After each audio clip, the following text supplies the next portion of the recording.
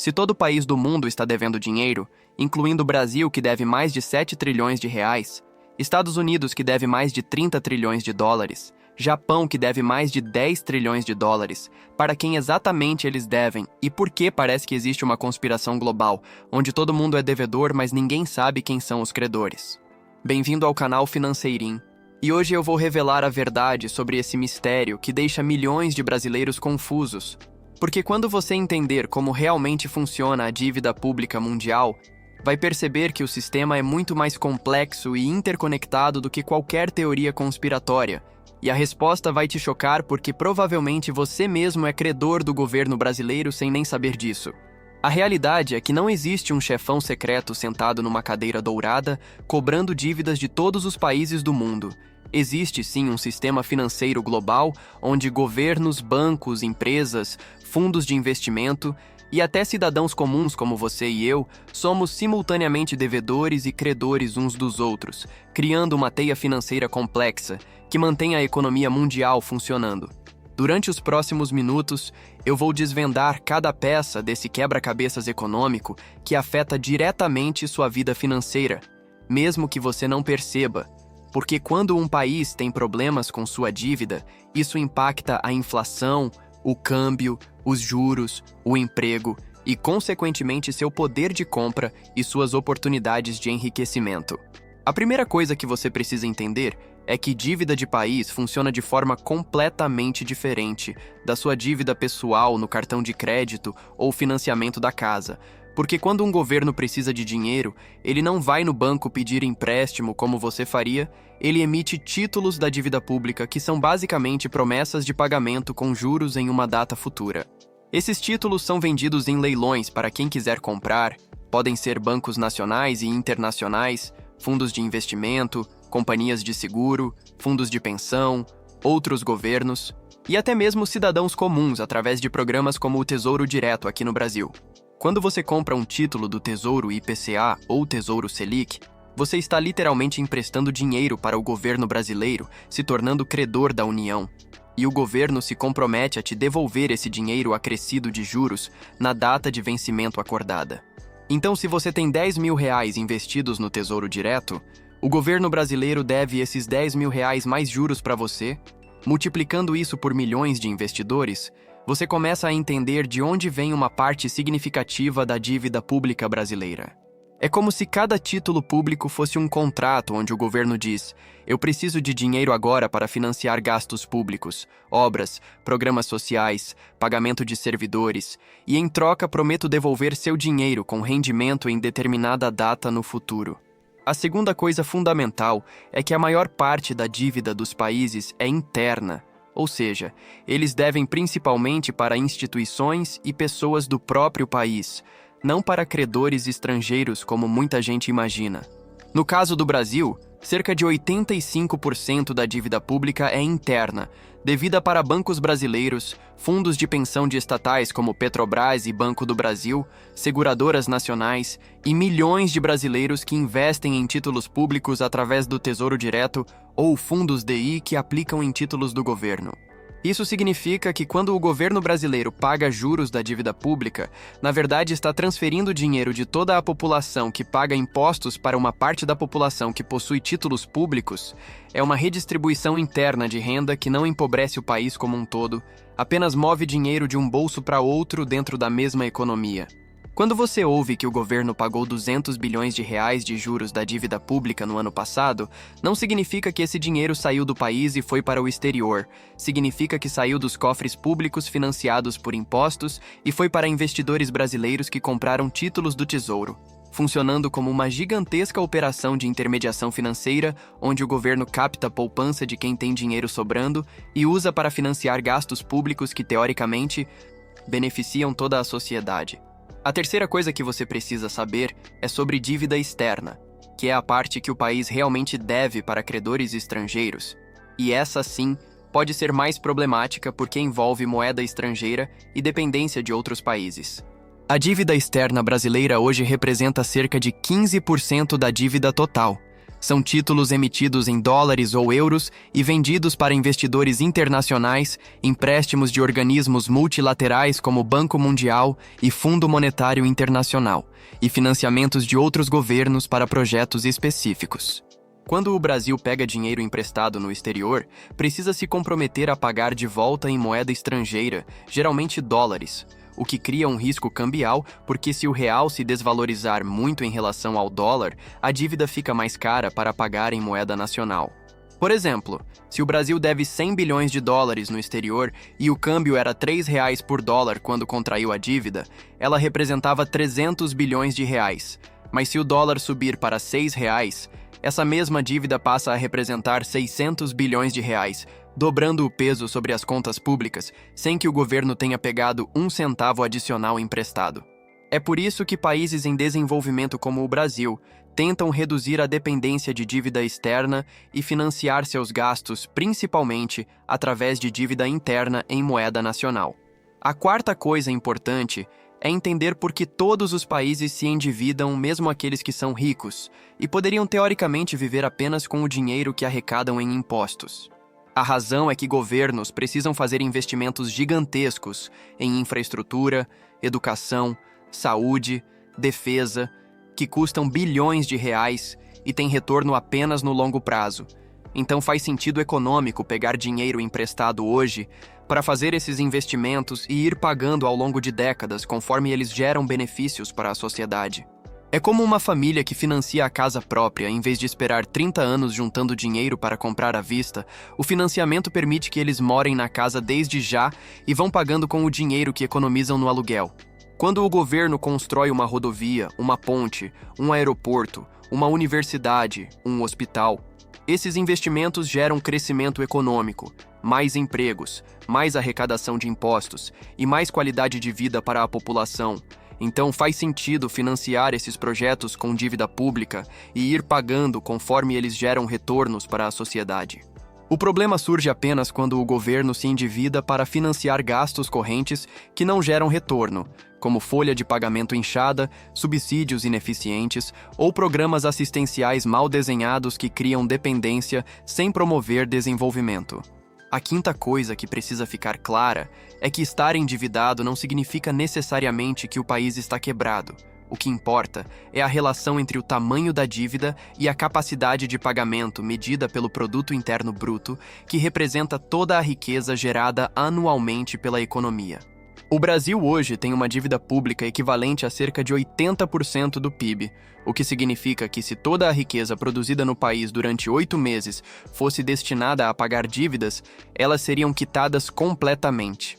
Isso pode parecer muito, mas países como o Japão têm dívida equivalente a mais de 250% do PIB, Estados Unidos tem mais de 100%, países europeus como Itália e Grécia já chegaram perto de 200%, então o Brasil não está numa situação excepcionalmente ruim comparado ao resto do mundo.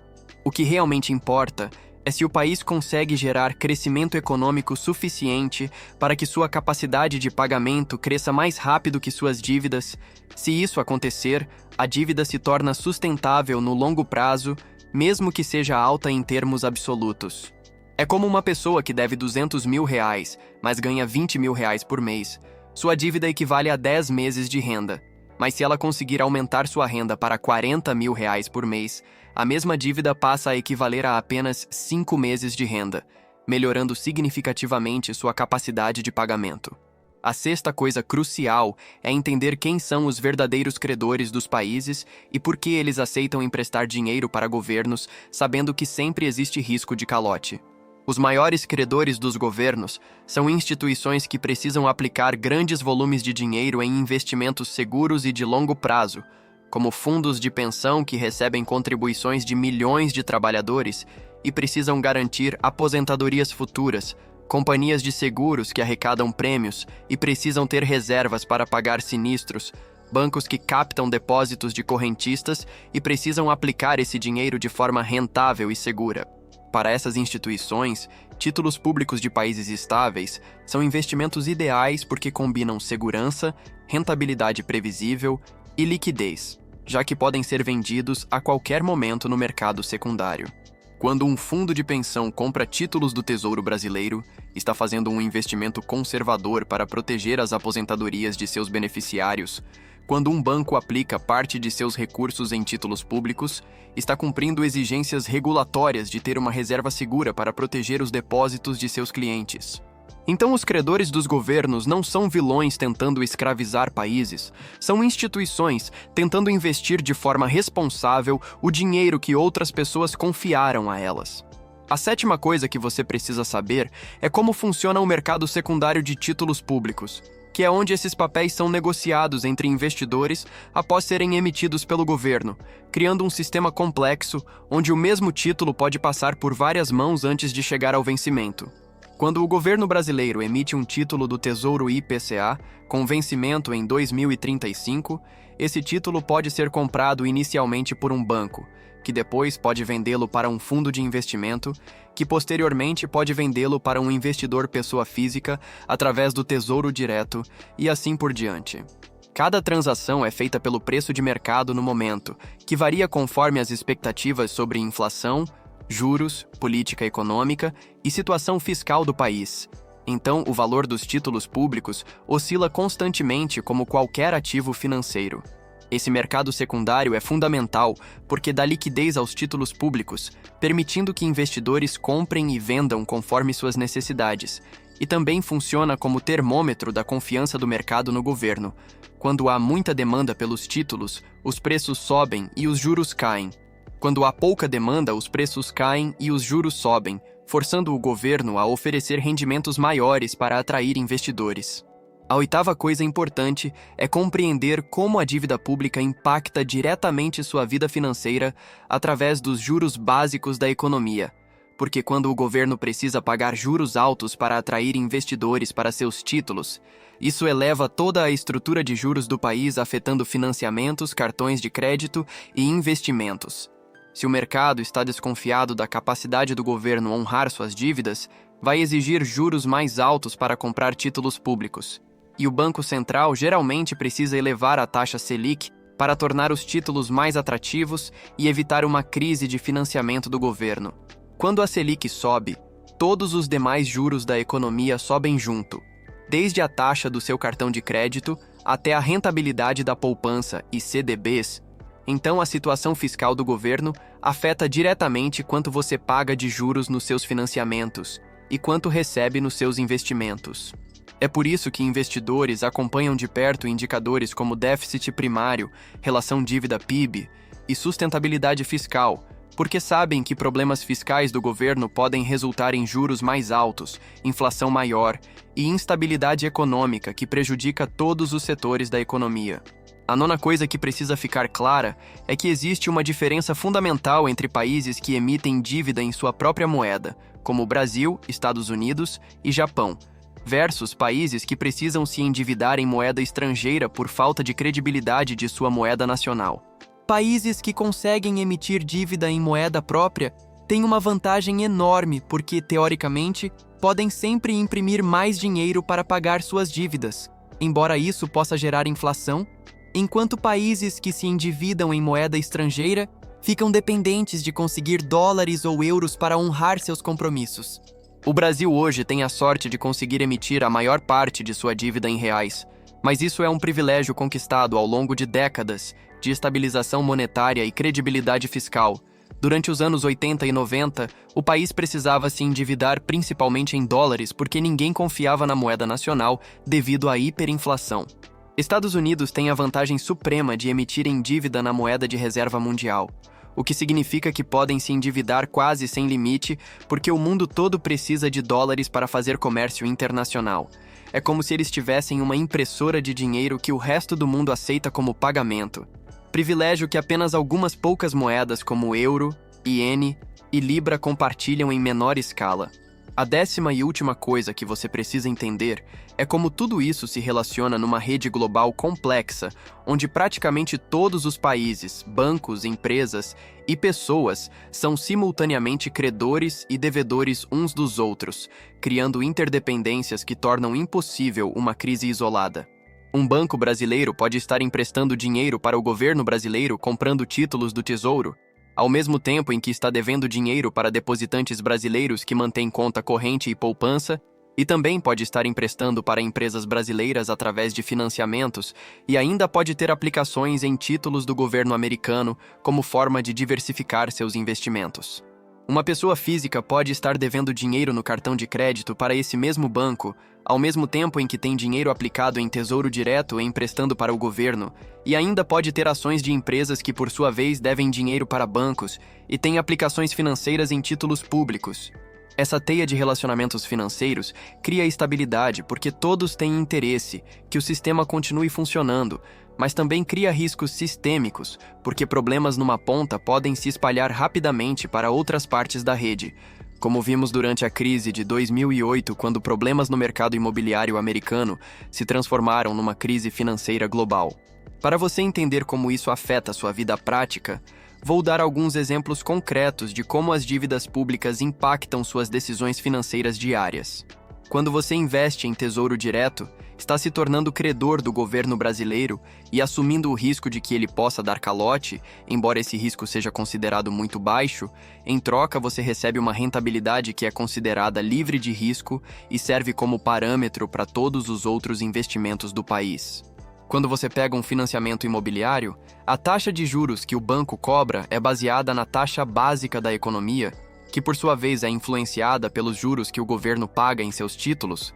Então, indiretamente, você está pagando mais ou menos juros no seu financiamento, dependendo da situação fiscal do país.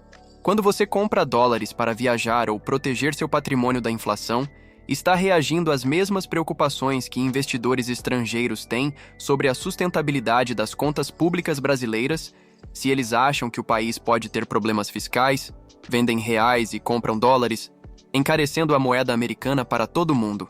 A questão da sustentabilidade da dívida pública é complexa e envolve diversos fatores além do tamanho absoluto da dívida, como a maturidade média dos títulos, a composição entre dívida prefixada e pós-fixada, o perfil dos investidores, a trajetória da relação dívida-PIB e a credibilidade das instituições fiscais e monetárias do país. Um país pode ter dívida alta, mas sustentável, se conseguir manter crescimento econômico consistente, superávit primário adequado, inflação controlada e confiança dos investidores, enquanto outro país pode ter dívida menor, mas insustentável se estiver em recessão, com déficit fiscal crescente, inflação descontrolada e perda de credibilidade. O Brasil hoje está numa situação intermediária, com dívida alta, mas ainda dentro de limites manejáveis, crescimento econômico baixo, mas positivo, déficit fiscal controlado, mas ainda insuficiente, inflação próxima da meta, mas com riscos de alta, e credibilidade institucional preservada, mas testada por polarização política. Para investidores como você, entender a dinâmica da dívida pública é fundamental para tomar decisões inteligentes sobre alocação de patrimônio, porque títulos públicos servem como âncora de qualquer carteira de investimentos e sua rentabilidade influencia todos os demais ativos. Se você acredita que o Brasil vai conseguir manter suas contas em ordem e crescer de forma sustentável, faz sentido ter uma parcela significativa do patrimônio em títulos públicos brasileiros que oferecem rentabilidade atrativa com risco baixo.